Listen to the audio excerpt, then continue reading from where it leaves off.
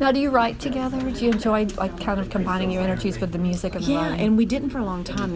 He didn't really write much when we were in Oklahoma. When we moved back here, and he started writing songs for this new music he's been doing.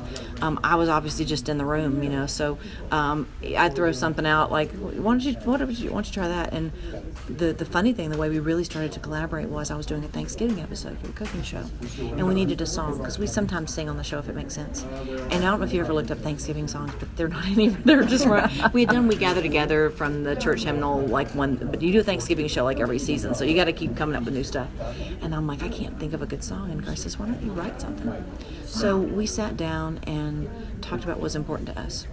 And we wrote this little piece that I did on the show. We just wrote like a verse and chorus. Wow. And so 2 years later, when we started doing the Christmas album, Garth said, we should finish that song. And so it became the last cut on the album, and it's called "What I'm Thankful For," and James Taylor's singing on it. So and we've written a couple of times since, just because we're like, this works. Like this is a nice thing. He is such a poet.